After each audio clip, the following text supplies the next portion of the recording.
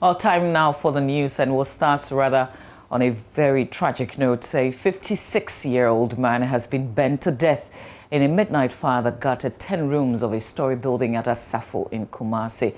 Samuel Kwadwo was heard by neighbors calling for help in the midst of the inferno, suspected to have started from his room on the top floor. 9 other tenants, including aged women, have been displaced. Erastus Asaridonko has more. So about 10 bedrooms have been ravaged by the fire which started midnight today. We do understand that it has consumed a 56-year-old man. He's popularly called Ofche, but then his real name is Kwadwo Samuel.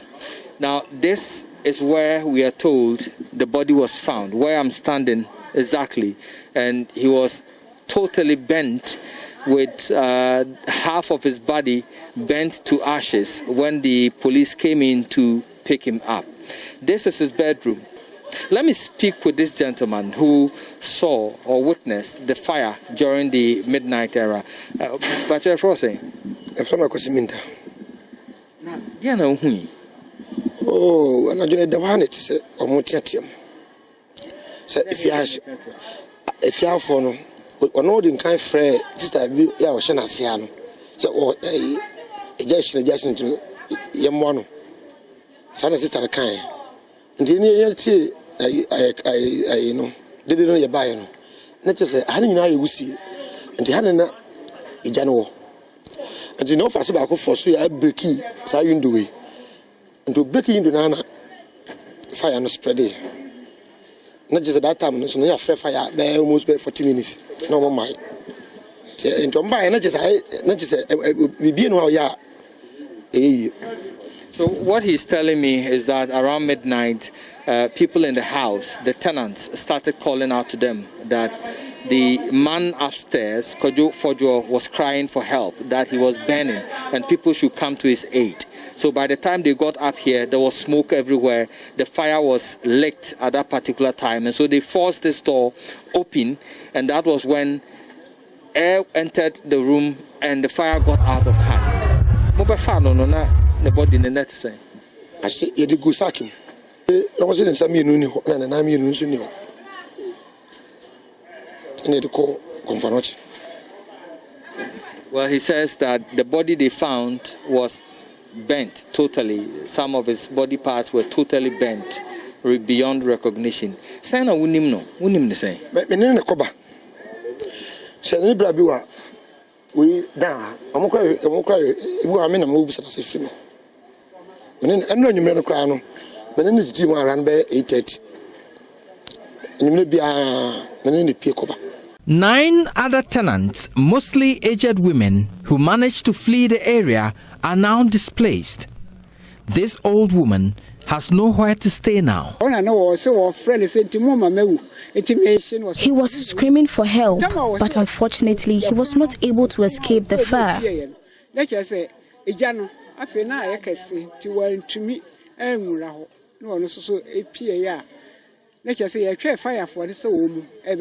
For now, we are homeless, but we are looking up to God. One tenant who managed to salvage a few belongings is seen loading them to safety. So it is not clear what caused this fire, but it has claimed the life of somebody who is loved in this community. Reporting for JoyNews, Erastus Asaridonko, Kumasi.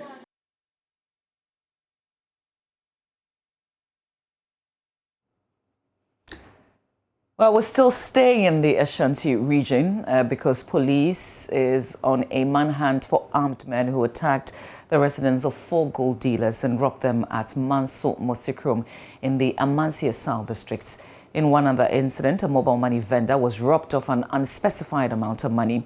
According to eyewitnesses, the robbers fired several shots as they fled the scene Thursday dawn. One of the victims of the attack, who suffered gunshot wounds, is expected to have his leg amputated. Here's a report on the latest incident. The gunmen robbed 4 gold buyers and a mobile money vendor at gunpoint A resident told Inshira FM their first victim was compelled to lead them to 3 other gold dealers. 2 of the dealers were shot in the leg. The 2 injured are receiving treatment at St. Martin's Hospital at Aguesum. We heard gunshots between 2 and 3 a.m. They first attacked the gold dealer, Nana Brunya. He was robbed and asked to lead the robbers to other gold dealers at gunpoint. They went to one Daniel and robbed him of his money and gold and then shot him. Another victim, Kwabena Ketwa, was also robbed of his money and gold, and they shot him as well in the leg. A mobile money vendor was also robbed of 12,000 Ghana cedis. One gold buyer was also robbed to the tune of 20,000 cedis.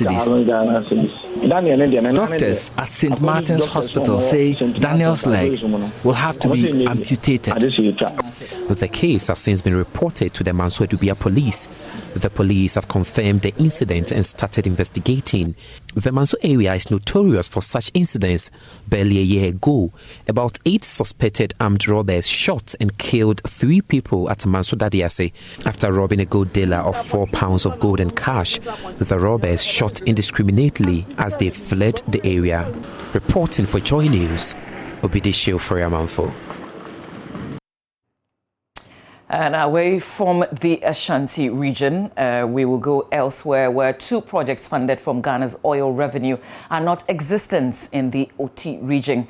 The over 1.4 million Ghana cedis projects were supposed to be implemented by the Ministry of Regional Organization and Development.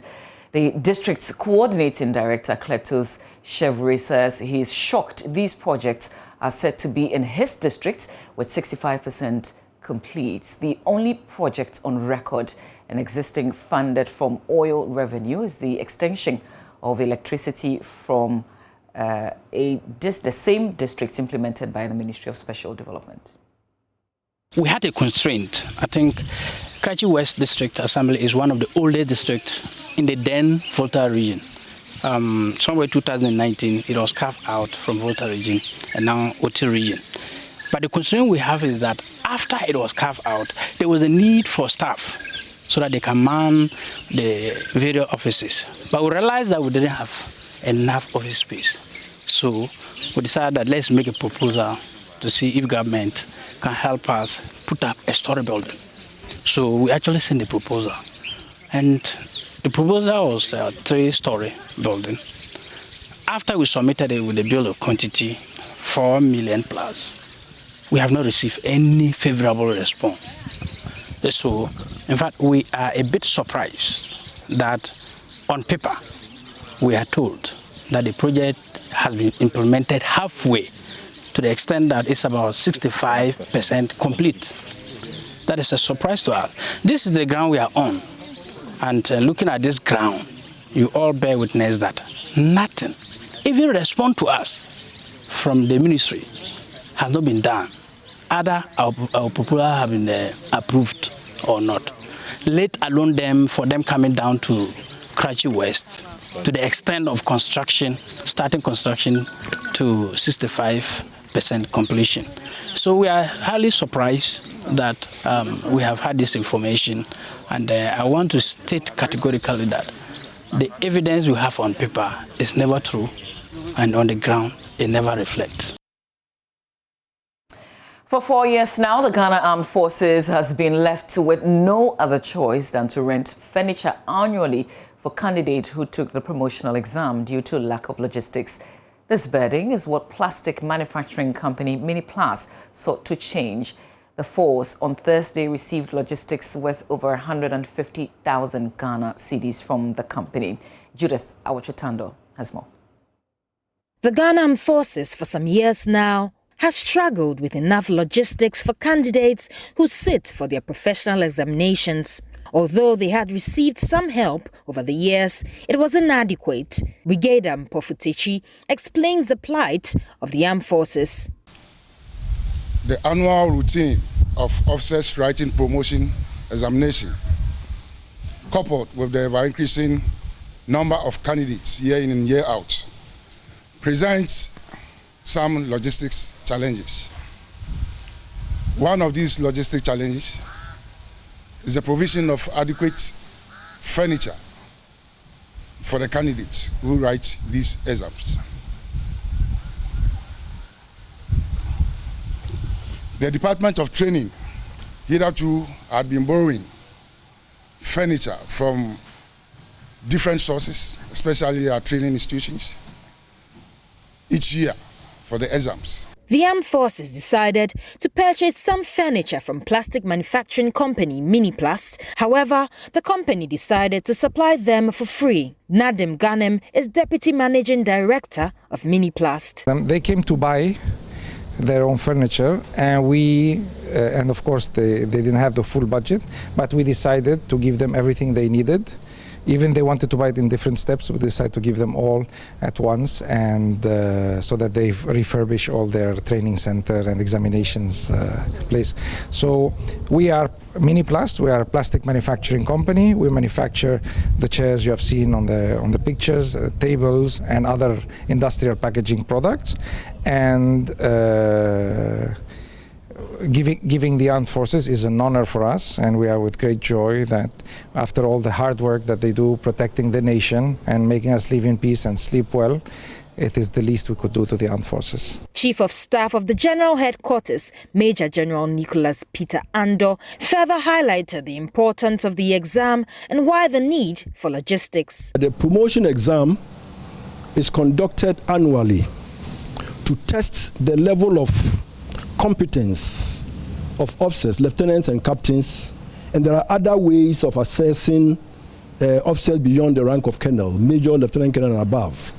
So the promotion exam is a way of encouraging the officers to learn, understand the intricacies of the military profession and how the military profession relates to the rest of the community. This gesture just reinforces the conduct of the exam to make sure that everything is well. The Ghana Armed Forces expressed their gratitude to Miniplast and promised to reciprocate their gesture of friendship. Judith Awotretando, JoyNews.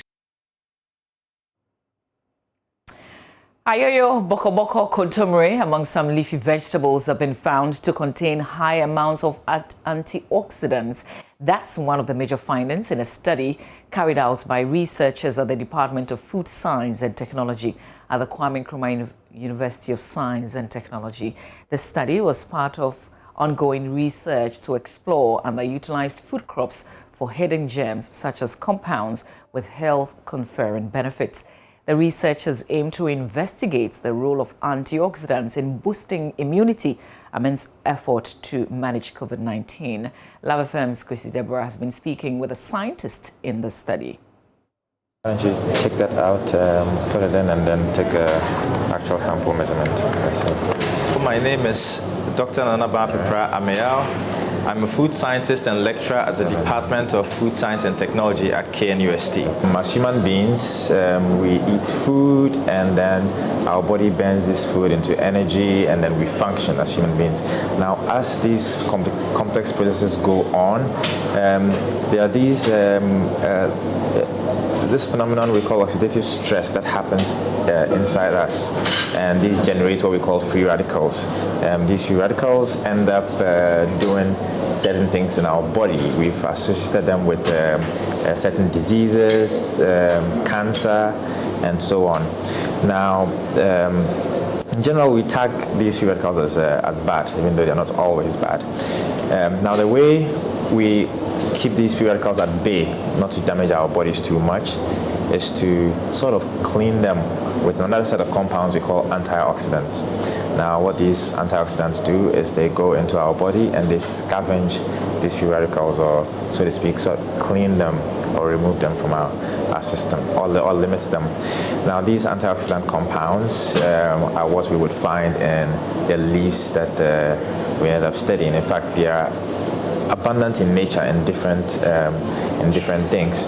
So what we sought out to do was to find out if these antioxidants were as abundant in some of the local vegetables that we eat here in Ghana.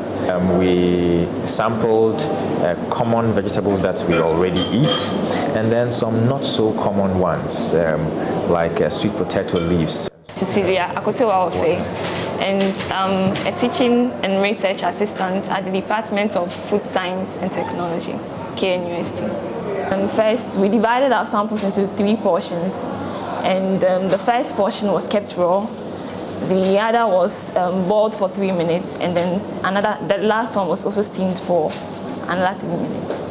And so later we dried the samples to obtain equal weight, and later we extracted the antioxidants using methanol. These leafy vegetables were then investigated to assess their free radical scavenging prowess. The vegetables were found to have very high amounts of antioxidant activity. The sweet potato leaves had the highest antioxidant content. The leaves were found to contain vitamin A, C, and K. Other helpful plant-based chemicals were also found. Generally, the cooking methods reduce the antioxidant properties of all the green leafy vegetables, but we had some green leaf vegetables having their antioxidant properties increasing after cooking. For example, boko boko, we recorded a percentage increase in the total phenolic content and the total antioxidant activity after steaming and boiling. And after steaming them, after boiling them, we realized that they became more available. Philip Junior Yeboah. I'm currently a teaching and research assistant in the Department of Food Science and Technology. We usually recommend that most of these green leafy vegetables, when you are choosing a cooking method for them, we recommend that the steaming is the best. We might have to go back to some of these vegetables that we are slowly losing. Let me say, simply, it might benefit us health-wise to maybe go back to our roots a little bit and enjoy those traditional foods that we make with kontomire, boko boko, alefu. Reporting for JoyNews, Kwesi Deborah. And that's it for the AM News. We've got plenty of news as we look at the newspaper headlines and also touch base with myjoyonline.com. It's a Friday. We've got some beautiful Burna Boy sounds live for you. Enjoy.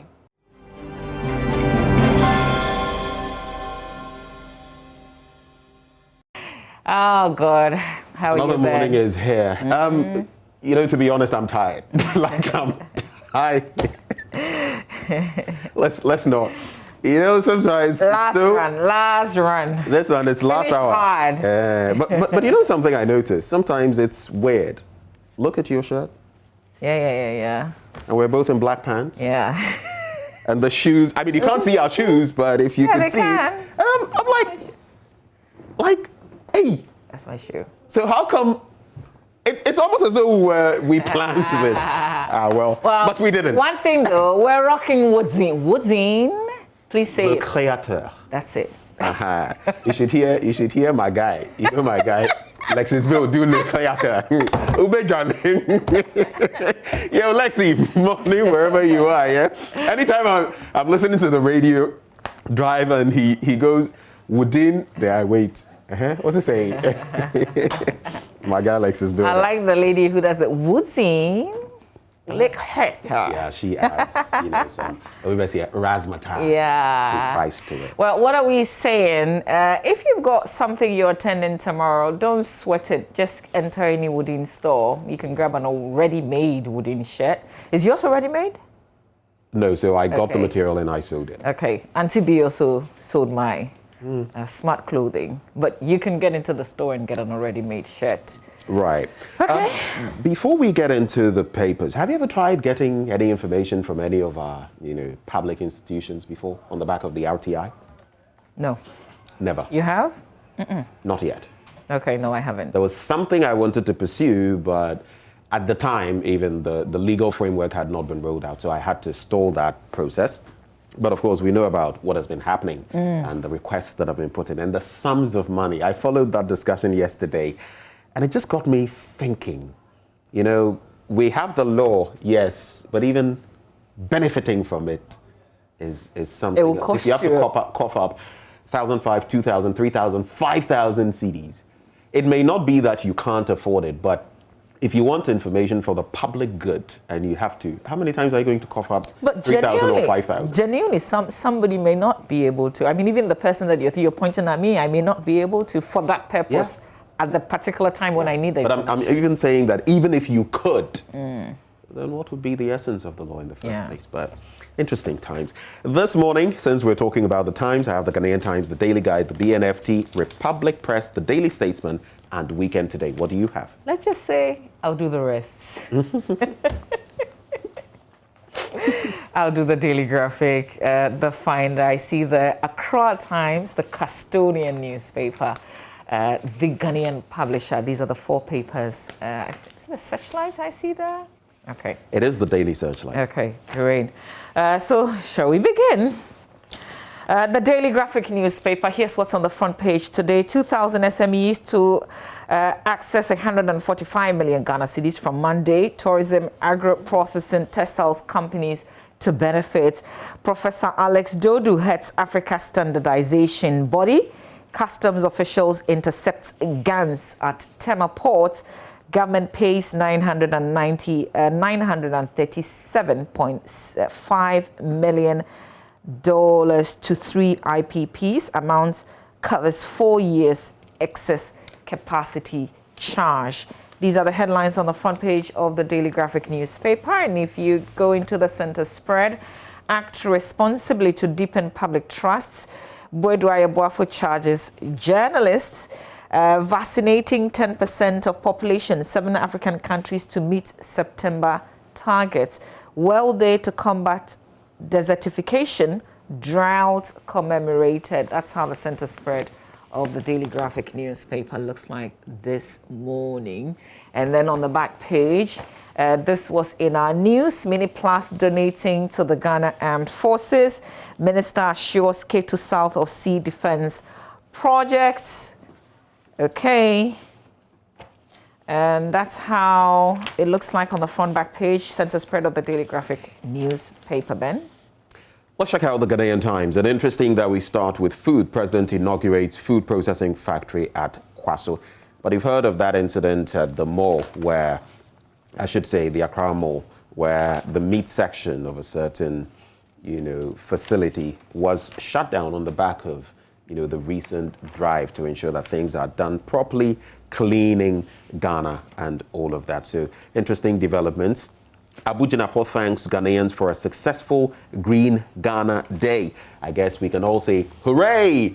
But having planted the trees, I sat somewhere yesterday and someone commented that, oh, we've planted them all. Let's just ensure that goats don't feed on them before they mature. So let's get our money's worth. That's a mean comment. The person was just being maybe mischievous, and I had to call the person out a bit. But I think in there, at the bottom of it, there's reason. Let's ensure that if we've planted the trees, we develop them a year down the line, 2 years down the line, 5 years down the line, we should be able to account for all these trees. Gunmen strike in Mutikrum, shoot victims, rob gold dealers. And this one has got, like the Americans will say, got a lot of people shaken, of course.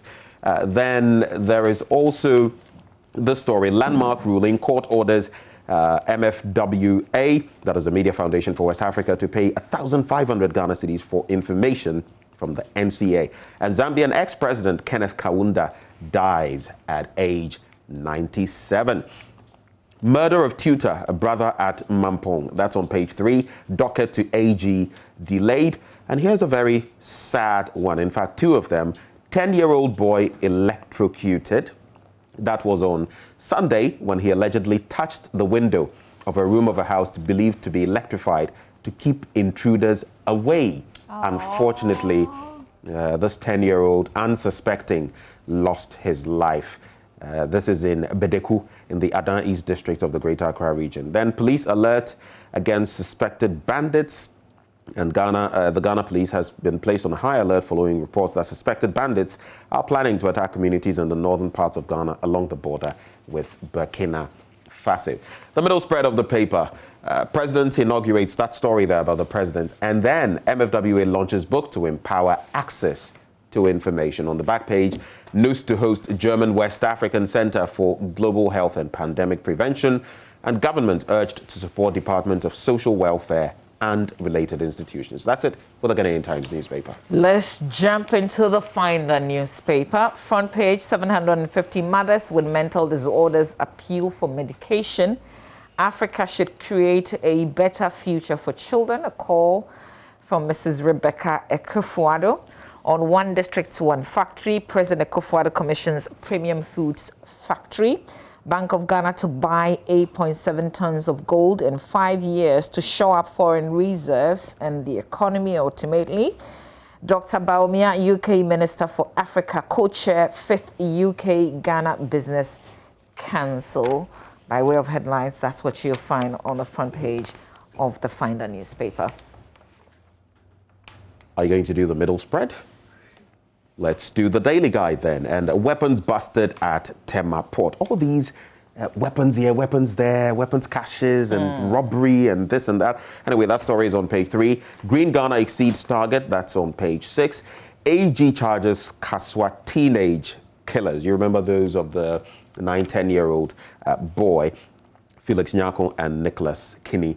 And then there's wife killer gets 200,000 Ghana cedi bail. I'm talking about the alleged killer of the late Lillian Dejo and her husband, Prince Charles Dejo, pictured there. Let's check out some more news from the paper. And U.S. Supreme Court rejects Trump-backed challenge to Obamacare. The court upheld the law by a 7-2 majority.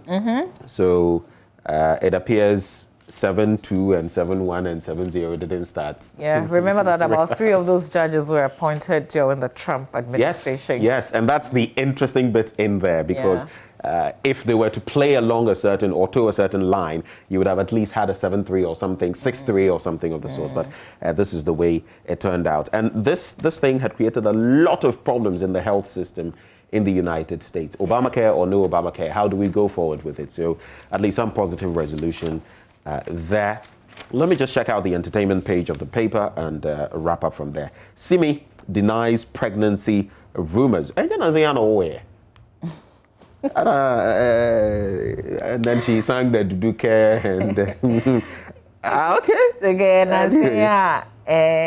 like would anything be wrong with? Never been cashy, but well, some women do back to back, so back to back. But Charlie, that's what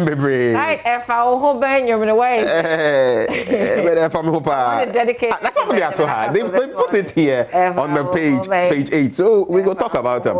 Because the author defends sampling George Darko's Odo color. And on the back page of the paper, Kotoko NCC slams GFA. That's it for the Daily Guide newspaper. All right, let's do the Daily Dispatch. On the front page of the Daily Dispatch this morning, Ghana needs a rapid towing response system, according to the police. Accident in Ghana, January to April 2021, 9 killed and 47 injured daily, like on a daily basis. I will never be a politician, but, well, as they say, if you want to hear what Bishop Ajinasari had to say, you have to figure that out yourself. Acquire a new multi-purpose plane for Air Force, according to Dominic Nitiwu. That's the front page of the Daily Dispatch newspaper, with the accident, the records of accidents from January to April on the back page of the paper. Total accident cases reported, 5,474. Persons injured, 5,658. Persons killed, 1,034. And out of that figure, in terms of those who died, 863 are male, 171 female. Pedestrians killed And again, we're just talking about January to April 2021, 972 persons have died. Total vehicles involved in those accidents, the over 5,000 accidents reported. We have 9,336, and out of that, 3,811 private vehicles. Commercial vehicles amounted to 3,341. Motorcycles, 2,184. So that's how it looks like with the figures on the back page of the Daily Dispatch newspaper. These are lives, so human lives, 1,034 just from January to April 2021. All right, that's it for the Daily Dispatch. Republic Press now, 5,000 bulletproof vests for over 40,000 police officers, woefully inadequate. That's according to the Interior Minister. And don't we know it? But of course, there's also talk now of body cameras for the Interior our Minister police is telling us. Yes, he's telling us that it's woefully inadequate. Asemo. So who should fix it? No, but he's just acknowledging that there is a gap, a problem. Okay. All right. He's saying that I know there is a problem, but of course, how to manage it. I think he's been too quiet, and I'm not saying he should be talking, but he should be a lot more proactive than he's been as an Interior Minister, honestly. But there's a saying that if you have nothing to say, you might as well say nothing. I mean, sometimes it gets you out of a lot of trouble. Does it? It actually. Well, sometimes you talk about showers and airplanes, and you do more damage than good. Don't get naughty. Listen, what I'm saying is we've been faced with a lot of security challenges. And honestly, I do honestly forget sometimes that there is an Interior Ministry. No, but I agree with you on that point, because if you look at national security, well, sometimes they come into the picture for all the wrong reasons. Defense and all of that. In that setup, it's true.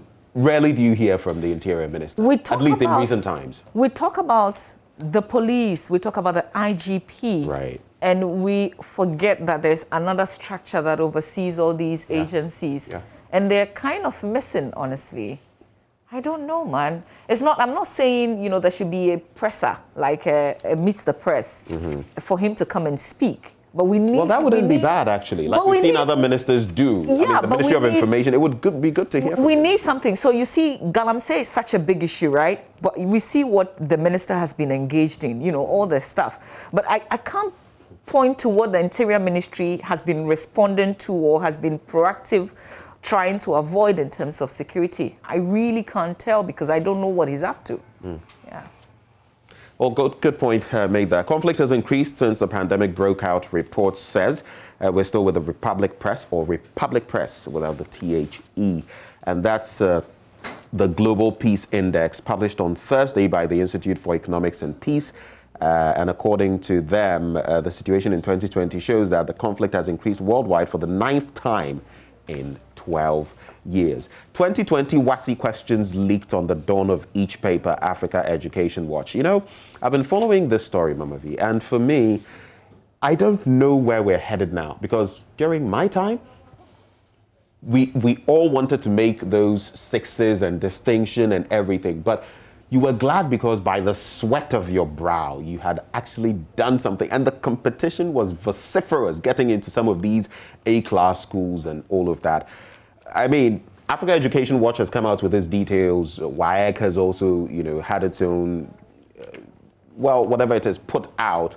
But I'm just saying that if some of these things turn out to be true, remember we've been celebrating those, is it 88? People who had all A's and all of that, scoring the highest in West Africa and all of that. If we attained those on the back of some compromises, it would be sad, and it would be denting our image, because then you're claiming, oh, I won, but did you cheat? So should we actually be celebrating scores? Should we change the focus then?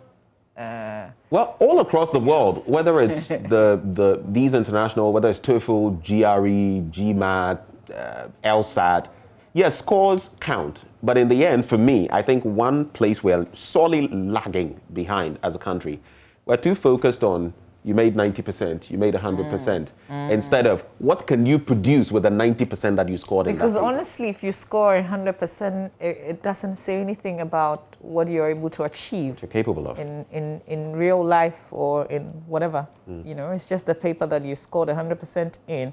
But, you know, at Ashesi University, they're actually proud of writing exams without supervision, without invigilators. That's what the students have been doing I think for a period now, and they're proud of that. They have a certain culture. Yeah. So you go to the exam hall, nobody is looking over your shoulders, but you're doing the right thing. And that's something that they've planted in their students, and they've been growing with it. I don't know how the rest of the schools in the country can copy that. Well, there are institutions that are something doing... that you develop in a person, right? You know, because it has to take you to say that. Even though the book is there, even though I can ask around, I'm not going to do that. I am just going to answer the questions based on the understanding that I got throughout the semester or the term. And it's so apt in these times of virtual learning and virtual exams and, you know, all of that. Something else that we ought to highlight going back to this, again, when you talk about an institution like Ashesi, and it just came up, if you see they tout often how their products are able to get into so many institutions across the world and thrive. And that is what we want to see. I mean, there are other institutions like my own alma mater, the University of Ghana, doing that, but we need to see exam more. Without invigilators? No, not even. I'm not talking about this bit about lack of invigilation or no invigilation. I'm talking about producing people who can fit in across the world. I think that's what we ought to be focusing on, a very holistic, practical education rather than the rote baba, chew, passport, forget. I mean, how many colleagues don't we have from back then, sterling grades and all of that? Question is, where are they now? Sometimes it's not so much about the book. It's about what you can produce. And we're lagging behind. Missing in action, a Black West question on Akufo-Addo's foreign trip, disappears from Parliament. Have you followed this one? It's like, it just, poof. But initially, I thought they said the minister needed more time. That's what I thought it was. After how many? Do you know how long this has been raging? Well, that was the arguments that it had been published for weeks. So why was the But it was surprising that all the others were there, that this one was not there. So when we say missing, what does it mean? According to the story, it was not on the order paper. Yes. So it wasn't. It's unclear why the question has been taken off the order paper while other questions to be answered by the finance minister still remains. The urgent question has generated controversy and it goes on and on. But that's, in a nutshell, what the thrust is. Ghana needs a new presidential jet. Dominic Nitiwu. I think yesterday we shared our thoughts on this. And like I shared earlier, FDA finds ShopRite for selling imported frozen chicken as local. That's it with the Republic Press.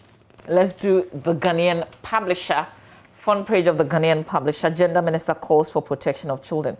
By the way, what has she been up to, Gender Minister? If we've not heard, then likely. Government to retrain or retrain drivers to reduce road accidents. Implement towing levy, stakeholders urge government. So this is the law that we passed back in 2012, and there was a lot of disagreements, stakeholders, and of course, Ghanaians in general. We totally didn't understand why we should be paying a levy when not all of us would end up needing that service.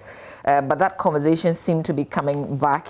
And from the point of view of this piece, according to it, stakeholders want the levy implemented. I guess we all have to revisit that conversation.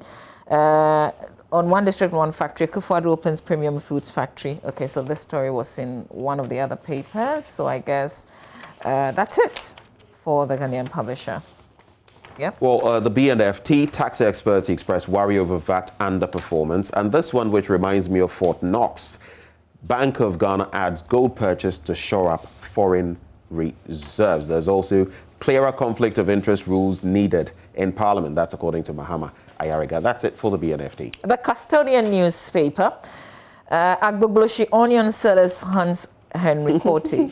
Charlie, this is your man, eh? Ben. So they say what? He says the attacks are real. Now people are taking it to different realms. But still, idiot, you go relocate them. All right. So, Mr. Henry Korte, yes, it was so. Northern Regional Minister and House of Chiefs to avert conflicts. And then NCA flaws. That's how they put it. NCA flaws. Media Foundation for West Africa in RTI case. I wouldn't say exactly that because guess what? The figure was supposed to be 2,000 Ghana cedis, but at the end of the court decision, Media Foundation for West Africa was to pay 1,005. So there was a 500 Ghana cedis amount that was cut out from the original 2,000. It wasn't necessarily a victory for the NCA, if you ask me. Not exactly. But should we even be celebrating a thing like this? Good question. It's information. That's for me, Mano Bukiti, I leave it there. The Daily Statesman, First Lady calls for better opportunities for African children. Pay for the information. NCA floors MFWA in RTI legal battle. Drivers to undergo mandatory refresher training. And President commissions 1D1F factory at AGSU. Let me just wrap with the weekend today quickly. Fake results 2020 WASI exams leaked. And this one, lawyer cries injustice over 1 year suspension of 50 nursing trainees. That's it. It's a wrap for me with the papers I have. One headline from the Accra Times, the final one for me. Speaker Gbagbin weeps over small number of female MPs in Parliament. Question. Now who caused them? But what do you really think we can do about that situation? From the party level, I mean, moving upwards. Because we seem to, we have this, so to speak, political culture where leadership laments it. I mean, you even remember some of the things that were said by former President Mills, may his soul rest in peace, about more women in Parliament and more women being given ministerial, opportunities and all of that. You look at it through, they all seem to talk about it, but a lot of the time it is more rhetoric than any real talk. What are we doing? Other countries have, I think, is it Ethiopia? About 50%. They have Sally work, one of their leaders. I mean, it's being implemented in other parts of the world. Why are we always talking and not doing? I say that in the absence of anything that looks like a regulation or a law that enforces or says that, we've dedicated 30% and this is how we're going to get more women. I say let's start small. Let's start small by way of those in Parliament already. Let's get people to understand the office that you occupy. And this is the women in Parliament. Let people understand the office that you occupy so that they would also want to be there. Because if you say you want women, if the women are not willing to be there, you can want all you want, but they won't be there. Do you know why the women are not willing to be there? I think that Have you seen how we've treated some of our women leaders? Let me give you a typical example. Look at our Electoral Commission. Look at some of the things we've seen in respect of the former chairperson and the current chairperson. Look at how, and I'm putting both of them on the radar because you look at some of the attacks on the former one before she left. You look at the attacks on the current one who is still in office. How many women would want to go through that? Our general politics in Ghana, Ben, is very dirty. You've got to be ready, whether you're a man or woman, if you enter the game. I think the women are targeted more. If we're calling for that kind of targeting, then it has to be. Well, but listen, there will be time for us to discuss this matter in detail. We want to talk about Samson Ladi Ayenini, the Ghana Journalist of the Year. He won the award back in 2019, and yesterday he got this vehicle. I want us to listen to Samson. President for the decision to donate this car for this purpose. Thank you all, and I want to commit that I'll continue to make myself available to champion credible and fearless journalism. Big congratulations to Samson Ladi Ayenini. The Making car will be on news file tomorrow.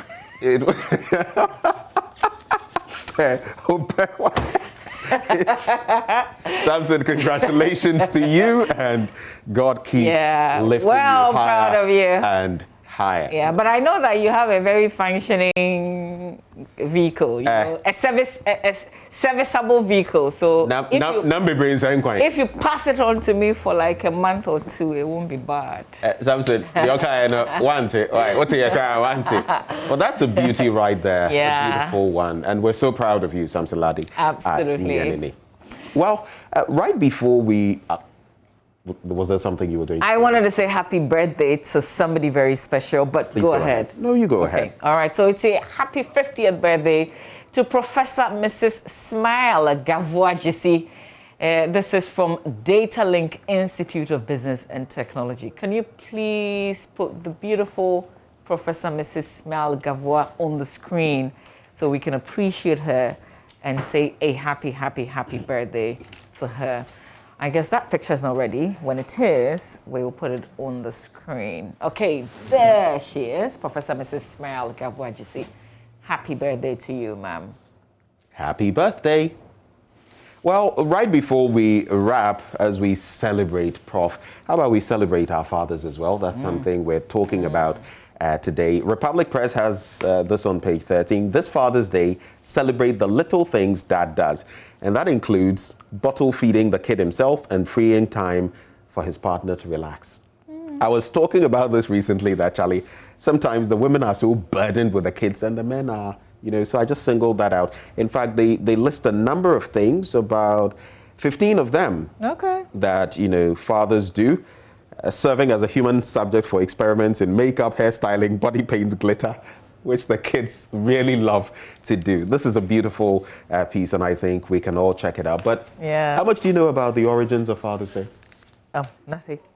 So Middle Ages, on the back of St. Joseph, wife of Mary, biblical Mary. And then in 1910, the U.S. took it pretty seriously with one Jackson Smart. He was a Civil War veteran, 6 children, single parent as a father. But there will be a lot more that we'll be telling you about, you know, Father's Day and how important this day really is. Sometimes we brush it under the carpet. You know how Sweep it under the carpet. It? I said Benjamin Akapo had some great interactions with fathers. I mean, he's not a father yet, but he's hoping to be one very soon. So he took inspiration and went to talk to some fathers.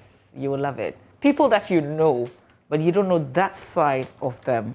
And that's what we explore in this interaction. So we're celebrating fathers heavily on our show this morning. I spoke to Israel and at the end he asked me, Ben, but I've been thinking, are you a father? And I was like, not yet biologically, but I'm a godfather. And he was like, yeah, you're still a father, right? Please, please. I am a father. Anyway, sports is up next. Do stay with us.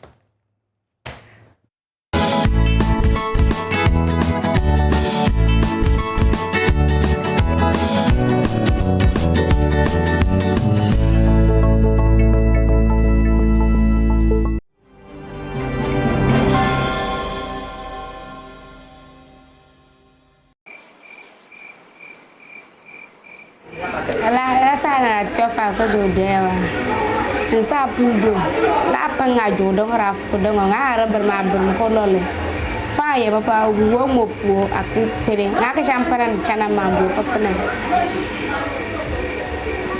ka dro sebe ke boss chana ma ba nya ka do ngare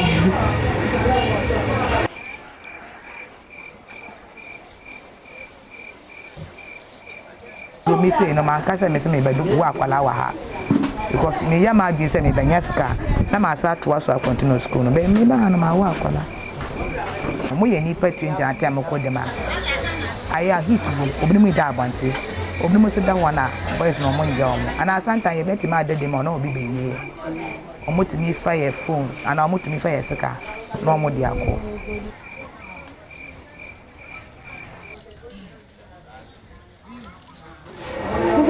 to lebe de bonto le ba ku do ngar ba ka ko ci falesa do kan kan do ko de bonto lo kan sale de bom ba kan sale he bu am nya ya bolo da o ti bu ba kan wi ko ci falesa na ka bole de bom ma habul bi bro da bu lo rente o ga da bu lo rente la ki wo ko kan go mo pa o so ka mpo no wi ani so wi lo wa kan ko misiran wa kan po na bo nyina balla ko ere Wouldn't I? Must go with the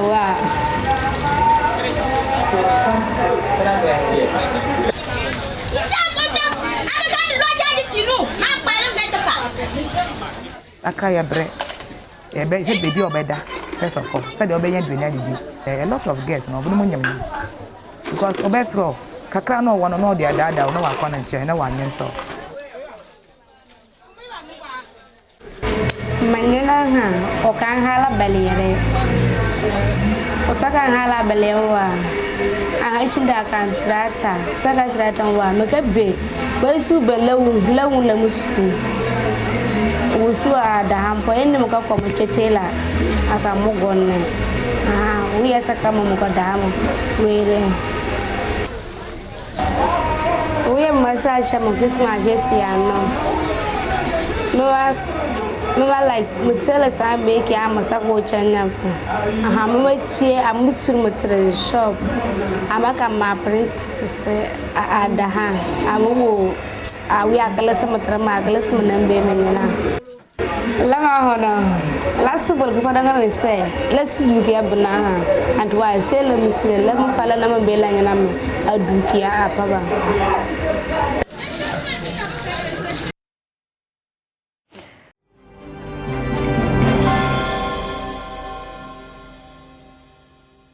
Well, thanks for staying with us here on the AM show. We'll be taking you to some of the regions where we've recorded some incidents this week in the news.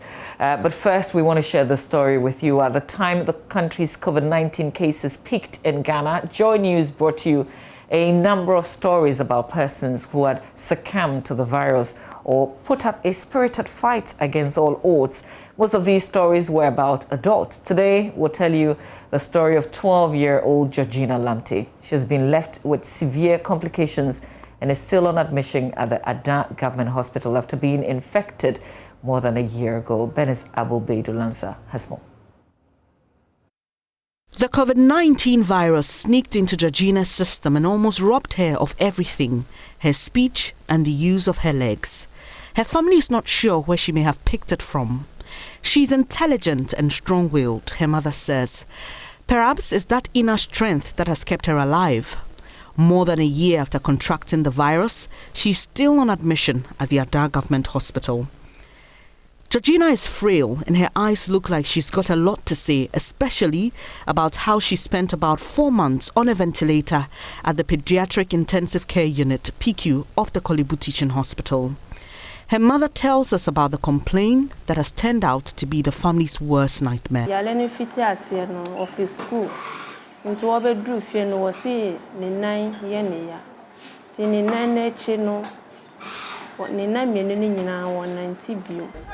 My daughter complained of pain in her leg when she returned from school. From there, she couldn't walk again. So I brought her here to the Ada Hospital and we were transferred to Kolebu. We found out there that she had been infected with a virus.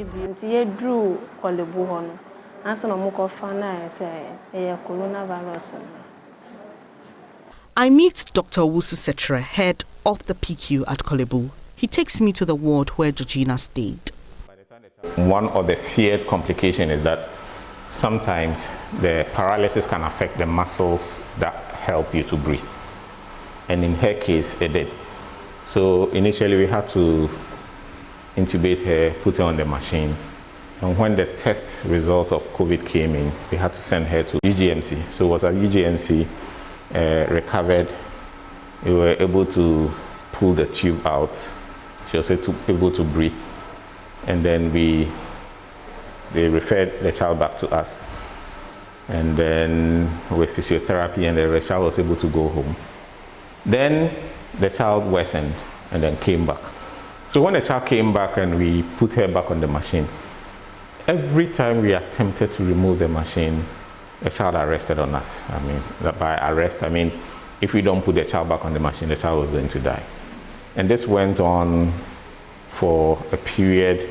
The child spent about 120 days on the ventilator. Eventually, we had to make a hole here and then put a tube so that the child could breathe through. Keeping her on life support for that long was an act of sheer generosity. Georgina's 82,000 cedi bill is still outstanding. She had become family and the nurses and doctors just couldn't pull the plugs on her. Georgina's health has been greatly impacted. Her family is staying strong for her, but the incident has also taken a huge emotional and financial toll on them.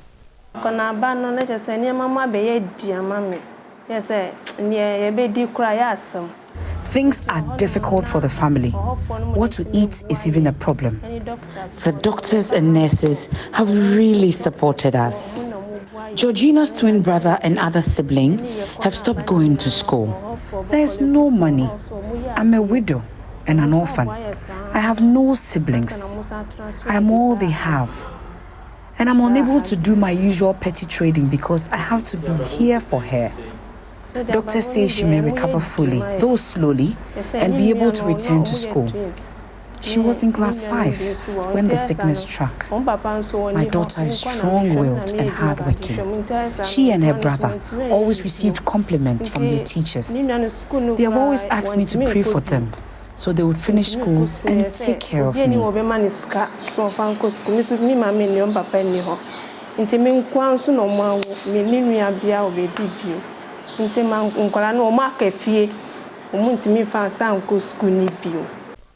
Detecting COVID-19 can be very tricky even to the trained eye. The global medical community is still working hard to understand the virus, especially how it presents among children. The first child that we diagnosed in this unit of COVID-19 was on this one with an intubation and a ventilator on. Unfortunately, we lost that child. This child was about 8, 9 years, and it happened around the time that we were on lockdown. And they were observing all the protocols according to parents. This child presented with what we call rabies-like syndrome, like when a dog with rabies bites somebody, the way they behave, aggressive, spitting at each other, trying to attack us and everything. And parents were so sure that this child had not gone out to be bitten by a dog. They didn't have a dog in their house, and yet that child was exhibiting those symptoms. Something very baffling. So we decided, okay, there's a new kid on the block, why don't we investigate for coronavirus infection? And voila, when the results came, it was COVID. Those that come in with severe conditions, some of them come in fact, most of them come with what we call the neurological deficit or manifestation, brain things. While Georgina's family waits for a miracle, the WHO has warned of a possible third wave in Ghana. Health officials are racing against time to stay on schedule with vaccinations. The scary multiple waves of this pandemic continue to traverse borders. Everyone is at risk. Babies lost, children left with physical disabilities for life, all because they contracted the deadly coronavirus. We can't say this enough. Please, try your best. Stay safe, observe the protocols, and that's how you can stay alive in this season. Bennett Abubedulamsa for JoyNews.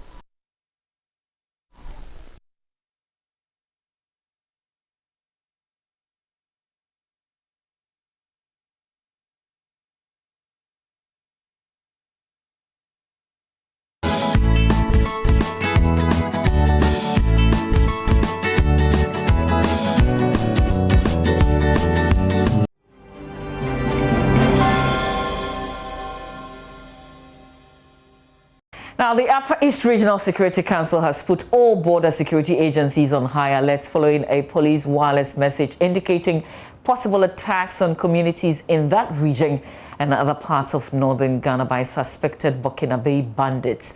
The messages circulated to police commands across the country indicates that the bandits are suspected to be in possession of military-grade weapons and may have already infiltrated some yet-to-be-identified areas and planning an attack. Albert Sori is our correspondent.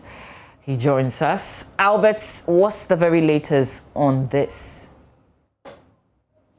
Yes, Mama B. So yesterday we visited the border town of Paga to find out from the residents how they are reacting to this news of this possible attacks by the bandits.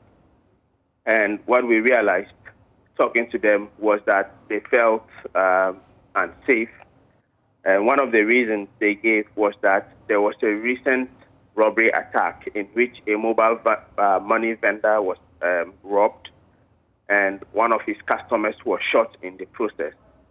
but the robbers were not arrested. The security couldn't arrest the robbers. So the people of Paga feel that if, robbers could come to the area and cause trouble and be able to get away, then it speaks a lot, because what happens then if these bandits are already within their town? So they were scared, and they wanted the government to send more security to the area. Specifically, they talked about the government sending soldiers to the area. Then at least they would feel that their security, is assured. Albert, already, I think the police also in the region has accepted that the borders are porous. So what extra measures have they put in place? Yes, so one of the things I noticed while in the town was that apart from the normal security on duty at the border post, there didn't seem to be any visible additional men. I've visited the border on a number of occasions to do reports and all of that, and yesterday was not any different. You find just the normal security people you have manning the border, but apart from that, there wasn't any additional security people. There weren't any many patrols. We saw one police vehicle while we were there, but apart from that, there didn't seem to be any major security beef up or anything of the sort. The people themselves, when you speak to them, then you get to find out they had heard about what happened in Burkina Faso. One of the things they told us also was that they had seen videos of how people were being murdered in Burkina Faso in the recent disturbances there. And already they were afraid because of this. So hearing the news of this wireless message also heightened their fear. We've been talking to the regional minister, and he says that they are put all security at the border areas on high alert. And he was confident that if there is any threat, the security will be able to deal with it. So that's the assurance coming from the regional minister, who is also the head of the Regional Security Council. But Albert, did you get the sense that the people themselves were willing to share information? Yes, so the minister said that they wanted citizens to report any strange people they may see in their communities to the police. It was one of the questions we put to the people that we spoke to at Paga, and most of them said that this is something they were willing to do. But at the border area, it was difficult to tell who was the stranger, because the language they speak there, which is Kasem, there are Burkinabés on the other side of the border who also speak the same language. And sometimes they come into Ghana, they stay with people and all of that. So it is not every kind of stranger that you will see and easily be able to identify. So this was the challenge that they felt they will have in terms of helping the security to arrest any strangers. But they were willing that if they see anything, they should be able to alert the police. During the COVID, there was a task force that was set up by the District Security Council in that area, which is the Katsina-Nankana West District. And the work of this task force included identifying people who may come in through unapproved routes and report them so that they are stopped and checked. Most of them were also local people, the people in the area who were selected to be part of this task force.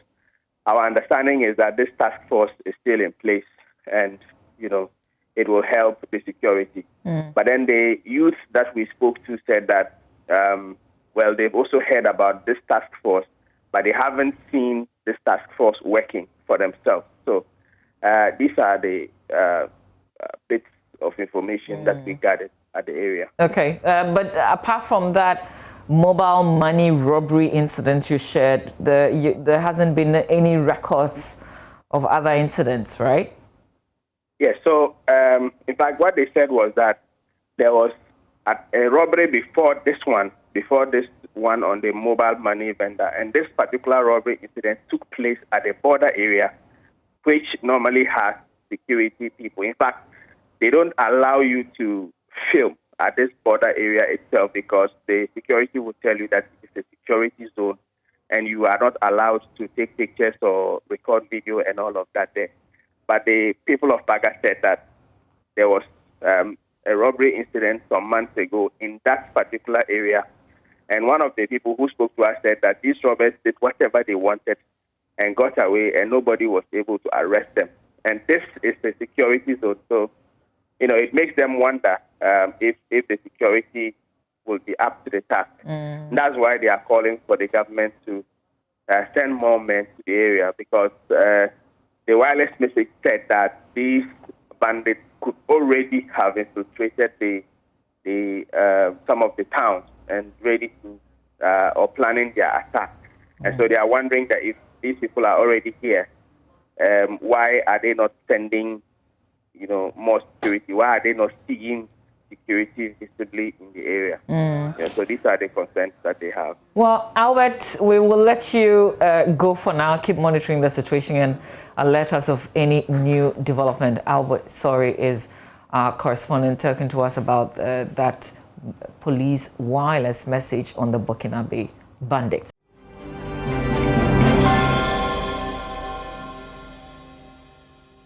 From Ashanti, from the Upper East region, we will move to the Ashanti region and then we'll come to the Greater Accra region. Erastus Asari Donko is my colleague there. There's been some security matters in the Ashanti region. There was this one. The Ashanti Regional Police Command suspects contract killing in the shooting of the wife of Nana Agyemang Prempeh, driver of the Ghana National Petroleum Corporation. Benedict Apokia Sapong was shot at close range in a vehicle at a spot near the airport runabout on Monday dawn. The shooting comes as Kumasi records recent violent crimes and cases at Bokrum Estate Junction, Bantama, among others, occurring in broad daylight. And just yesterday, Erastus Asari Donko shared this incident also with us, another attack that had happened, another incident. Erastus Asari Donko joins us. Erastus, good morning. First, is there any new information on the GMPC driver's wife incident?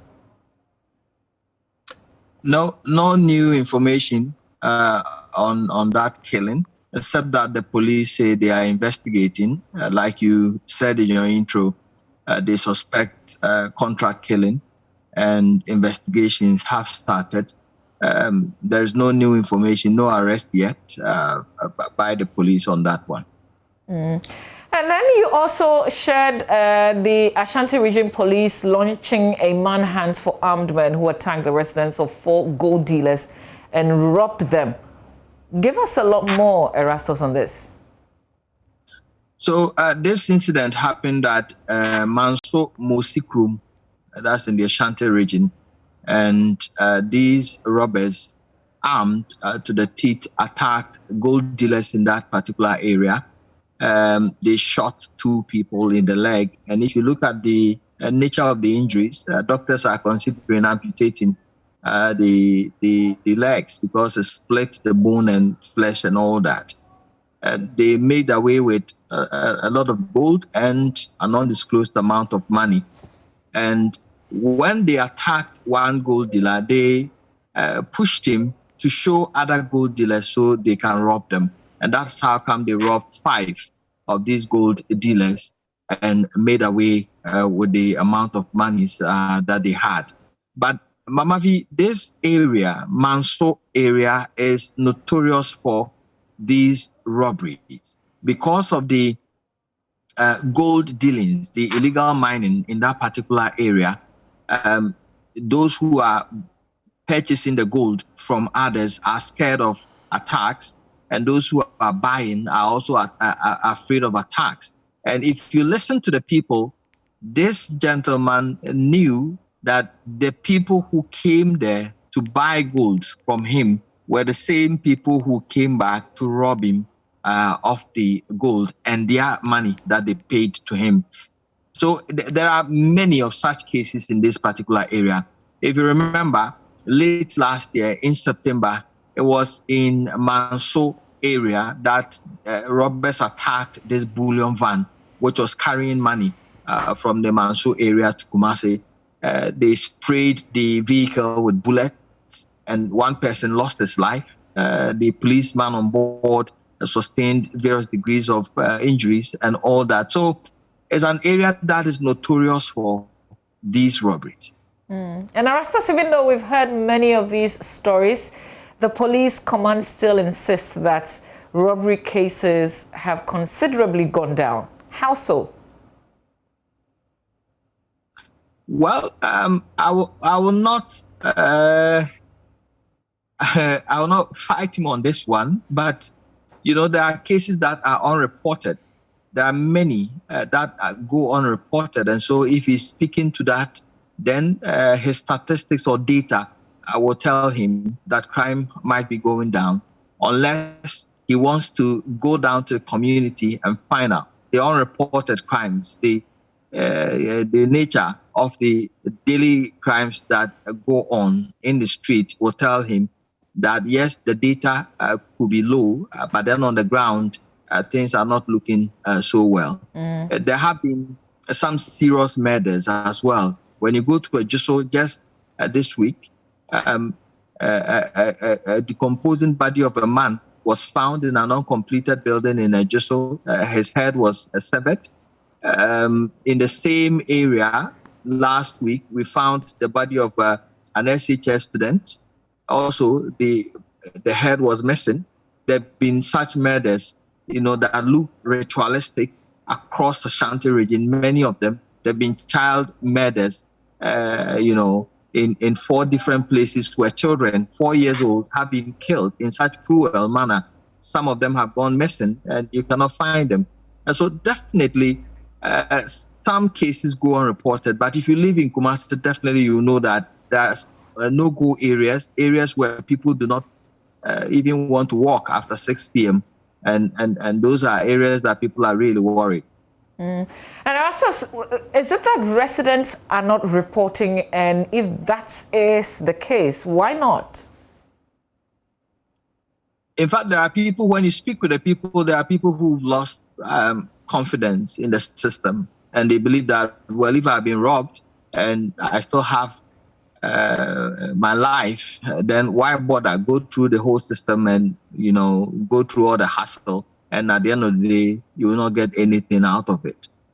People are beginning not to believe in the system, that the system can really solve the problem for them, and so they do not want to report. I guess that's the main reason. I think the inability in some cases of the police to bring closure to some of these cases, bring perpetrators to book. I'm not saying that they are not arresting people. Yes, in many of the cases, they've been able to make arrests and they've brought finality to the cases. But in some cases, you report and nothing really is seen to be done. And that, I think, is the factor that is causing the dwindling lack of confidence in the system for people to report many of these cases. Just on this gold robbery issue, there was also a mobile money vendor who was robbed. Yes, in that particular area, Mosikrum, yes, there were some mobile money vendors who were also robbed of their monies. And I must say that the mobile money vendor robbery is also one serious issue in the Ashanti region as well. There have been many cases in many parts of Kumasi and this environment where people have been shot through their cages. And so as we speak, you will not find mobile money vending stations operating beyond 6 p.m. It's something that has come to stay. Virtually, all of them will go home because of fear of these things. And those who are even operating during the daytime, they will want saturated areas to operate because of the fear of being attacked by robbers. So yes, I must say that the data with the police might be saying something else, but on the ground, people are really complaining about insecurity. So what's the very latest in terms of arrests or what the police has been saying on the attacks at Manso Mosikro? Well, as far as I'm concerned, I've not heard any, response from the police, except that we've gotten information from them that they are investigating these issues and they are on the ground. And so that is it. But we've not had any arrest or any other information from the police on that particular robbery. How much gold are we looking at in terms of what was taken away? Well, I don't have the exact amount of gold, but what I know is that they went away with some valuable sense of gold from that area and some amount of money, running into thousands seized from mobile vendors and the gold dealers themselves. Mind you, when they go to these areas, what I have been told from those areas is that some people might pretend to be buying gold from you. And then they are the same people who come back around, take the gold, and then take their money as well. Okay, yeah. I was just going to ask, what do you think may have happened? What are people saying? So it's good that you added that bit, that they may have come in as, people who were there to genuinely do business, and then this happened. Well, Erastus, thank you very much. Keep your eyes still on this matter and share any new development with us. Erastus Asari Donko is our colleague in the Ashanti region, reporting on the recent crime incident, including this very latest one that happened at Manso Mosikro.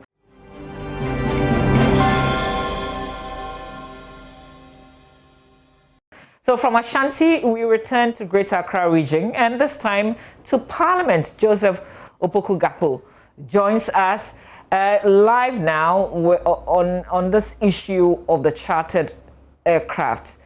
Joseph, good morning. Is it a matter of no show or more time? Well, from what we've come to understand, it's actually a request for more time, because Mr. Kenoforiata was actually in the House yesterday. There were other questions that were directed at him. There was a question about how much money government of Ghana has paid independent power producers for excess energy capacity over the last 4 years that the Tamale North MP Hassan Suhini had filed. He responded to that. He put the figure at around $927 million that went to 3 different companies, Car Power, as well as Send Power and one other company. He also responded to a separate question from the minority leader, Haina Idrisu, about how much money the Bank of Ghana has advanced to government of Ghana over the years. And then there was a third question that he responded to yesterday as well, having to do with the Ghana Revenue Authority and a firm called McKinsey, and how come the contract with them had been reviewed. Another question by Al-Hassan Suhini, and he explained that there was an initial contract for them to work for a short duration, and then it was extended.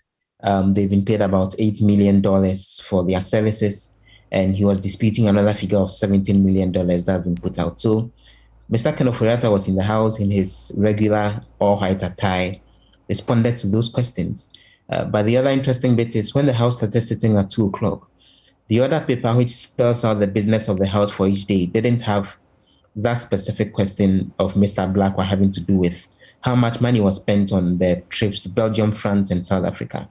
And subsequently, we got the explanation from Mr. Okudzeto Blackwell that the finance minister had actually indicated to Parliament that he needs more time to be able to gather the said details on the expenditures in question. But he, Mr. Blackwell, was more worried that he didn't give a specific time by when he was hoping he would have the said feedback to then come deliver to Parliament. And for Mr. Blackwell, it virtually amounted to the finance minister trying to escape accountability, which he was very critical of. So how much more time are we looking at when is Mr. Finance Minister answering that specific question? For now, we can only wait and see. We may get details on that later today, because if you recall, we first got to know that he will be responding to this particular question today because of the business statement, as it's called, that was delivered last week, Friday, and approved by the House. And usually the business statement spells out the business of the House in the week ahead. So today there'll be a business statement that the majority leadership will bring to the floor for approval in terms of the business the House will take care of going into next week. So we're waiting to see if that question will be captured so that then eventually it comes to provide the response to it, because it looks like the minority is insisting that they are not letting the issue go. They think that it's a key issue of accountability and prudent use of state resources, and they would use all possible avenues to make sure they get to the bottom of the issue. Should we expect a formal explanation in terms of why that was missing on the order paper yesterday? All other things being equal, we would expect that likely formal explanation today, because I foresee a situation where today, when the leadership on the majority bench, in most likely the deputy leader, Penyo Markins, because the leader himself, Osechi Mensah, is bereaved, so he's back home in the Ashanti region. Most likely, when Mr. Penyo Markins presents the business statement for next week, there is usually that window of opportunity for MPs to ask questions, and the questions are very varying, including questions about how come something that was listed as business for the week was not dealt with in the week that just ended. So even without the House on its own going out of its way to offer a formal explanation, I foresee a situation where that will come up today when the business statement for next week is delivered, and the majority leadership, and for that matter, the representative of the leader of government business, will have to explain that formally to the House as to how come we didn't get the response to that particular question and what the plan for the way forward actually looks like. Okay. Joe, what time does Parliament sit today?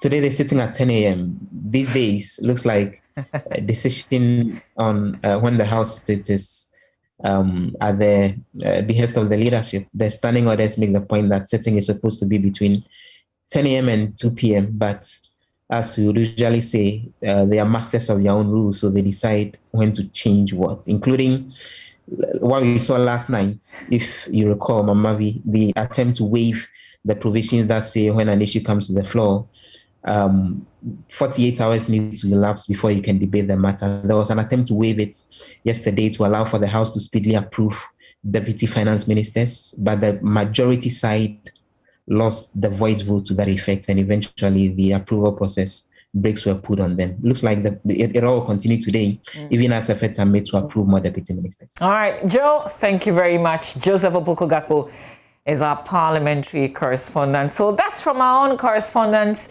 from, some 3 major regions. We ended in Greater Accra, but we started off in the Upper East region, went to the Ashanti region, and then came back to Greater Accra region. Up next, in the spirit of honoring fathers and paternal bonds, we bring you this conversation on Father's Day. Reverend Sam Kranche will be joining Benjamin Akakpo, but also some very great fathers. You've seen them talk about other stuff, but not this one, fatherhood. That's coming up right here. Please stay with us.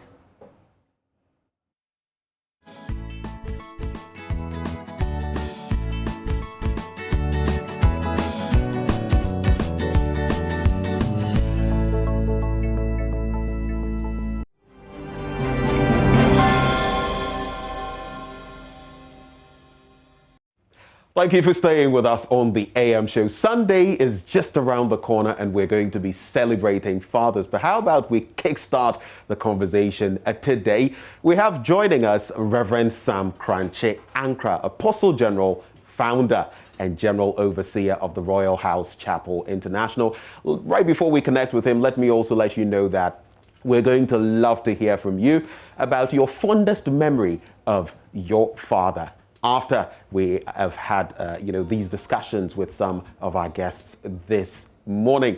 But right now, let me say a very good morning to Reverend Sam Kranche Ankra. A very good morning to you, sir.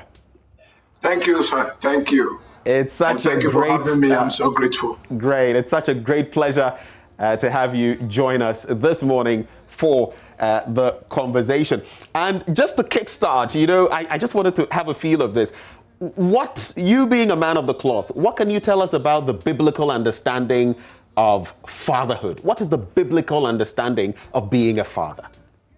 So a father is definitely not a person who only produces children and then all over the place. But a father is the one who will produce children and will be responsible. A father takes responsibilities over what he produces. The responsibility of providing your children with love, number one. Number two, inculcating values in your children. Number three, creating an environment, what I call emotional environment for your children to grow. And then number four, providing them with education. And then five, giving them opportunities to excel in life. That is a father. A father is one who takes responsibilities. The Bible says, train up a child in the way he should go, and when he grows, he will not depart from it. When David was going out to fight Goliath, Saul kept asking, whose son is this? Who is his father? Why is he so bold? Where did he get this boldness from, his character from? He must have been trained, and he might have been brought up by a father. Now, you are a father not only to your massive flock, but also to your own nuclear, setup. You are a father and a father figure. What would you say is your most memorable experience or day being a father? Yes, it gives me joy, first of all, to raise my own biological children and then to raise other spiritual children. For example, it's on record that a lot of students that passed through my hand, I had to create a scholarship fund, as it were, to pay their fees and make sure that they go to school, because a lot of these people were abandoned by their fathers and by their parents. And so we needed to kind of spiritually adopt, as it were, some of these sons and some of these daughters, some of these young people, to give them opportunities to become independent and also to become good fathers and good mothers. My memorable occasion is the joy when these students finish school, when they finish university, when they finish SHS, and you see them come to me in groups of 10, in groups of 4, 5, 6, and they say, Apostle General, thank you so much. 4 years ago, you started paying our school fees to university. By the grace of God, we are done with university, we are done with our various degrees, and we are now going to the job market to work. Thank you so much for investing in us. Sometimes I have tears running in my eyes. I say, God, I thank you for this opportunity to be a father. Wow. Wow. Rev, is your father still alive? No, he passed on in 1994 at a very old age. My father passed on at 94. Wow. I see all of this brings tears to your eyes, tears of joy, of course. But what one lesson, or maybe two, would you say you learned from your father that have been with you all through this while, have helped you on your journey through life? Honesty. My father was a very honest man, and he acted more of like a community leader, a community spokesperson, as it were. He involved himself also in chieftaincy matters and affairs. And as a child, I could see people come to my father to ask him to arbitrate over issues between man and wife, between brothers, sisters, And I was young, but I could feel that he was a just man, and he would give the right ruling. Whoever was wrong, he was able to tell the person you are wrong, and whoever was right was also commended. So that's one thing I picked from him: honesty and justice. Honesty and justice. And I see all of these bringing up a lot of emotions, and that is the beauty, really, of Father's Day. May his soul rest in perfect peace. And look at what he's left us with. You. We thank God for you. But moving this entire conversation forward, we celebrate mothers on Mother's Day, and there's pomp, there's pageantry. It's so festive, and rightly so, justifiably so. But when it comes to fathers, it appears it's always on the downside. What do you think? Do we celebrate fathers enough?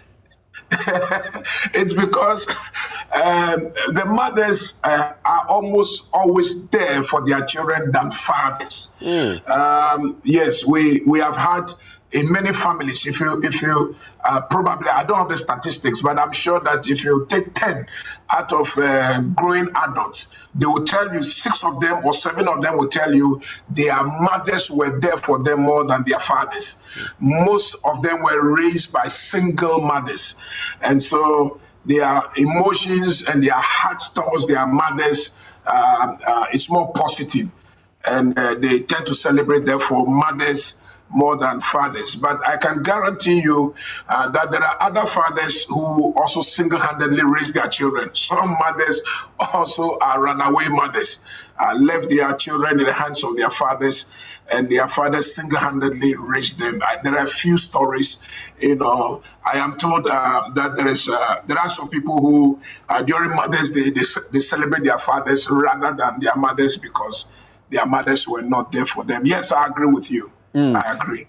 Now, late last year, there were some comments you passed about not insulting fathers, and you were talking about spiritual leaders, political leaders. I heard you make mention of, former President Rawlings, may his soul rest in peace, and all of that. When you look at our landscape now, is it any better? Are people respecting, dignifying fathers any better? No, the matter is getting worse and worse and worse by the day. The insults to senior citizenship is so on radio and television. When people are addressing elderly people, they are not decorum. They are not respectful. It's worrisome. Moral degradation is facing us right on the face in this nation. And I would want to see the matter improved. How do we improve? I think that our teachers should start taking civic education more seriously, respect to rules and to order, respect to seniors, as it was in those days in our country. I think we need to go back to those days. And then also radio moderators and television moderators must call to book, must rebuke people who call in and then do not show respect and have to abuse and the abusive language, the insultive language, and so on. I think that it's morally negatively affecting the fiber of our society.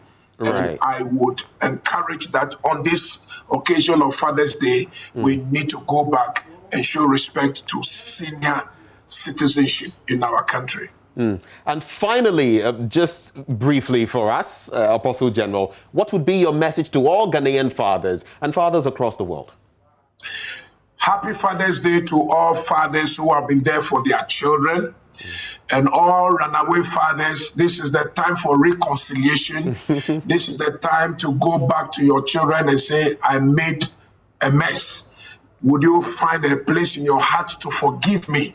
And shall we come together and start relationship again? This is my message to all fathers, both those who are doing well and then run away fathers. And then I'd like to seize the occasion to remind fathers, it is not enough to just produce children and scatter them around the place, but being a true father is taking responsibility over what you produce. Create an atmosphere of love, which entails providing and caring and sharing and sacrificing for your children. That's what I call love. And then giving them attitude to life, values, I would suggest as a preacher that you teach your children how to be grateful, how to be graceful, how to, especially if they are boys, how to respect women, so that in future they know how to treat their wives and their children well. Create an emotional environment. The insecurity that is created at home as a result of infighting, emotional abuses of fathers to mothers and to children also need to be looked at and must be checked and must be worked upon. Provide education. Education is the least that a father can provide for his children. Education is a starter to life. And then finally, let every father create opportunities for his children, the opportunity to serve, the opportunity to be independent, the opportunity to learn, opportunity to do something with their talents. These are the things that I will encourage every father on this occasion. But if you ask me to pray, I will be praying for fathers also, but I will wait until you make the request. Well, we can do that in just about a minute if you could offer us a prayer for fathers. Yes, we pray for all fathers this day for grace and wisdom. We are asking that God, you will make fathers responsible just as you, God, have been responsible. And you have provided sunshine, you have provided us oxygen, you provided us water, life, everything. So, Father, we ask that everyone you created in your image will have that spirit to be like you. Amen. Fathers must love their own and even love others that are committed into their hands. Amen. We thank you all in the name that is above every name.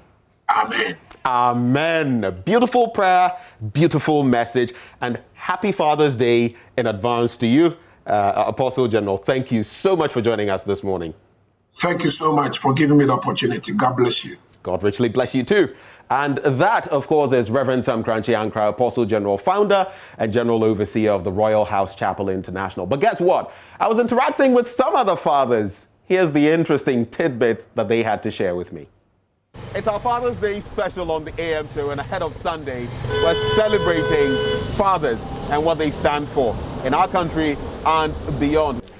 Joe Jackson is COO of Daylex Finance, and he joins us for a conversation as we celebrate fathers. Uncle Joe, boom. Good to have you. How have you been? It's been a while. I've been good. The last time we spoke, it was I was just recovering from COVID. Yeah. And now you look all recovered. I'm all recovered. I've actually lost some weight. Oh, goody. Yes, I've lost some weight. So I actually feel better. But you won't believe it. The surprising thing is how long it's taken after COVID for me to recover my strength. Yeah. It is like that. It is. And that's something we share. At least each one of us has got it once at least. And it's amazing. You would think months, and it's not like you are. It's that completely debilitating. It's not. But you still realize I don't have as much energy as I did before COVID. And when you look back, you see it's improving, but it's amazing how long it takes to improve. And I'll tell you some of those areas. Sometimes your taste, sometimes your sense of smell, it goes on and on. And the fatigue. The fatigue is really, for me, the biggest thing is my fatigue. And then I also ran. So it's But we thank God for life and for being here. And being here. Life enough to celebrate another Father's Day. Oh yes, I always make it a point to celebrate Father's Day. Not because I also feel that in a lot of ways in the current dispensation, Mother's Day overwhelms Father's Day. Completely. And that we must celebrate fatherhood, not because we want to diminish motherhood, but because fatherhood is so important. Right, tell me, what would you say your experience has been like as a father? You have 2 daughters. I have 2 daughters. Right. My oldest daughter is 29. Okay. In August will be 25 to this year, so I have 2 grown-up daughters. And for me, the most interesting part of being a father is not really the effect that the children have had on me, the effect that I've had on my kids, right? But actually the effect they have had on me, and how much what they say matters. It's when I look back, I say, did I have the same amount of influence on my father? Because really, for me, when I look back, my abiding memory as a father, and this memory is ongoing, remember, because I will remain a father till the day I pass on, is that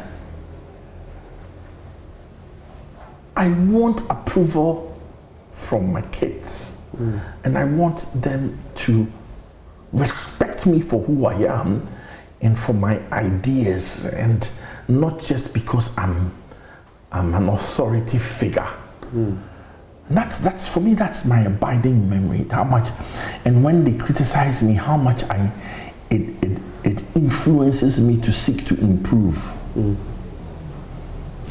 Now that you're talking of memories, and even you made mention of fatherhood and all of that, going down memory lane, what is that one thing you would remember your own father who has passed for? What's that one thing you'd remember him for? Let me tell you, one thing I remember my father was, not one thing, two things. I would like to talk about two things.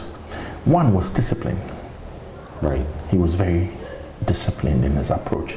And as a child, I realized how much he wanted me to be a disciplined person. And when I talk about discipline, I'm not talking about the rod. I'm just talking about being able to circumscribe your life and let your yea be yea and your nay be nay. And I remember he used to say what you mean and mean what you say.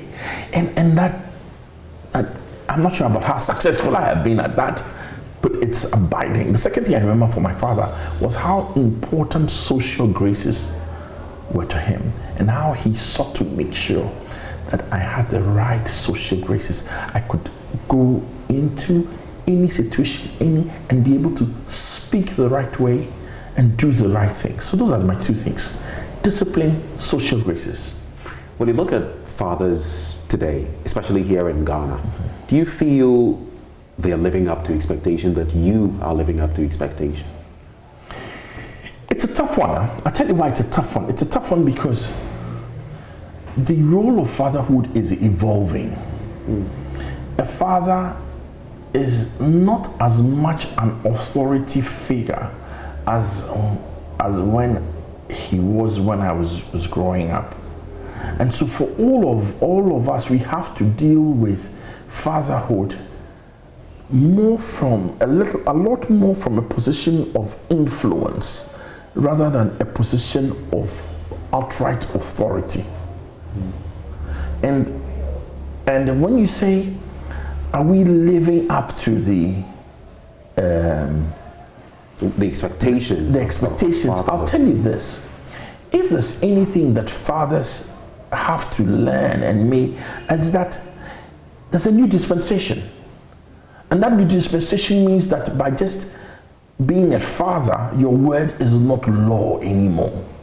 And that in addition to maybe a role that is assigned by society, our kids, the kids of today, the millennials and whatever you choose to call them, they expect more from you in terms of being able to influence and live in a certain way, and just because you say so will not make it so for the children of today. The times indeed have changed. The times have changed. Times have changed, and it's an adjustment that all fathers have to do. What would be your message to fathers on Father's Day? I mean, come Sunday, we'll be celebrating fathers across the world. What is your message to fathers? My message to fathers is that, first of all, we've got to celebrate fatherhood, because fatherhood is important, and you have to have a father. When I mean you have to have a father, I mean more like a father figure in your life. And getting a father figure completes your life, right? Not necessarily, it need not be a biological father, but you have to have a father figure. And because there are lots of homes and families where there's no father figure, my Father's Day message to all my fellow fathers is this: don't be a father only in your home, be a father everywhere else in your life. In the office, be a father. In the community, be a father. Be a father wherever you are. Wonderful way to wrap up the conversation. Joe Jackson, COO, Daylex Finance. We pray for more life, more grace, and more strength to be a good father. Thank you. Thank you for your time. Thank you. Great. As we celebrate fathers, I'm also going to be hanging out with a very prominent personality. In fact, it's my first time, doing this, having an interaction with him like this. He's been here for donkey years, and he's one of our JoyNews editors, a presenter here as well. A father and a father figure, even in media. Israelai, thanks for joining me. Welcome. It's a pleasure. Right. So some of you are in a comfortable lead when it comes to fatherhood. I know, right? Fathers are supposed to impart certain things. They are expected to do that to children and to society. But what would you say being a father has taught you? A lot. There's no script as to how to be a good father or play the role. You learn each day. And I feel that there's so much that I need to learn that I really haven't learned anything yet. You're still, every day is a learning process. Every day. Especially you see that kids go through experiences and you're telling yourself, could I have handled this a lot better? Is there something I should have done that I haven't done that would come back to haunt me in the future? So that's something I think about every day. What would you say is your most memorable day as a father? How many kids do you have? How many? Three of them. 2 boys, 1 girl. What has been your most memorable day as a father? I'll say that there have been many, but one of them that stands out is when I had to welcome my first child. That was in the US. Traveled with my wife to the US, and we had to welcome our first child, and I was there and I held him. Yes. What was the feeling like? It was wonderful. It's like, you're here too. I think it must be awesome to know that you've created life. You've actually been able to, through God's work, of course, create another life. At that point, it's that feeling of responsibility. That's a burden that's placed on you, that you're responsible for this child. And that's no mean responsibility. Not at all. Yeah. Not at all. Especially if you want to be a good father. Especially if you want to be a good father, indeed. Yeah. Because if you're one who can't really be bothered, the child is born somewhere, you're also off somewhere. But you want to play a role in the life of your child so that they grow up to be someone you're proud of. What would you say is that one lesson your father taught you that you've carried along, that has been with you like a badge of honor throughout your life and is still serving you? So one of the things my father taught me is that you have to put things in their proper perspective.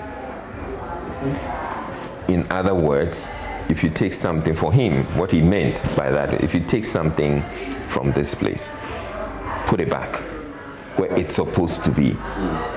And so all through life, especially at home, when I see something that's not lying in the right place, I'm moving it to the right place. And it's really good, because what it does is that it makes life a lot easier for you. So you know, if you're looking for something, go to this particular place and you find it. Because people can be careless. They take something, they drop it off somewhere, and then they come back looking for it and they can't find it. But through that, I've also been quite particular about my surroundings. So I see something, I'm very observant, so I'm going through and I'm taking notes of where something is, so that if somebody is looking for it, so I'm the finder in the house. If somebody is looking for something, I can't find this, say, go to this place. Has that impacted ordering your own life as well, beyond ordering things around you? Yeah. Interacting with Jonathan Quay, who is a supervisor with the security department right here at the Multimedia Group Limited. Jonathan, thank you so much for joining us for this conversation. Thank you. Now, you are not just a father, you're a grandfather. Yes. 2 daughters and 3 granddaughters. What do you make of this entire bit, Father's Day? What is your understanding of Father's Day? In fact, fathers has to be appreciated all the time, and because fathers went through a lot, but it is not being recognized by the society. I remember my late father, he's a great disciplinarian. He makes sure that we are 6 in number. He makes sure that all his children went to school. I went to Presbyterian school. You know, Presby is a school which the discipline is there. And fortunately, I passed through my common entrance, went to Kateko, Kaneshie Secondary Technical School. And there, my late father, I remember we were giving white shirts, like as I'm wearing today, with green shorts or tries, we're doing ceremonial. And then every day, my father makes sure he doesn't check my uniform during the morning when I'm going to school. But after I close from school, my late father comes around, I will hang my shirts, and he comes to check how the shirt is. Because Kateko, as we call it, that place is dusty. So anytime you go to school, I have to get my duster, clean my shirt before I sat down. Then when I come and it is clean, he told me that to be a very smart person, you have to wear, when you are wearing a white shirt, don't let sweat get inside. Wear 1 shirt a day. And that keeps him going till now. I always wear a uniform with a shirt a day. So you learned that from your father? From my late father. What would you say is your fondest memory of your father? I quite remember one day, my late father works at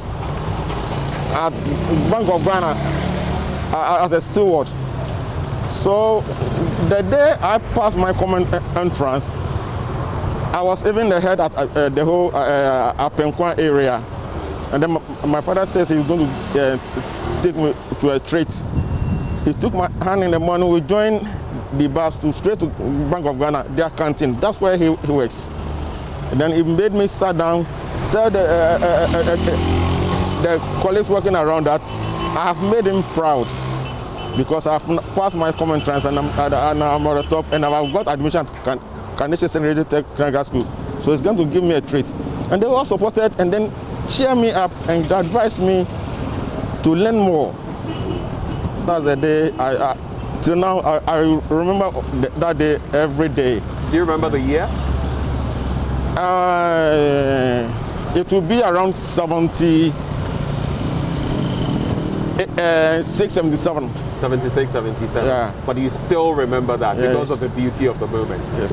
Do you feel fathers are appreciated enough here in Ghana? No, not much. You know, when we compare celebration of Mother's Day and Father's Day, you see a very great difference. During Mother's Day, you see people remember them, giving them gifts and everything, but with the fathers, nothing of that sort happens. Right.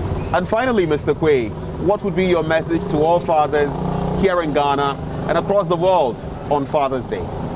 You know, I wish if we could turn time. You know, every child coming up, in our days, one person does not discipline a child. If a child is wayward, you or anybody can call me, cane me, and brought me to my house and tell my father that he saw me, we were doing this thing, that's what we were. And my father will appreciate and then punish me in addition. But now, all these things are stopped. That's why the indiscipline in society is going on.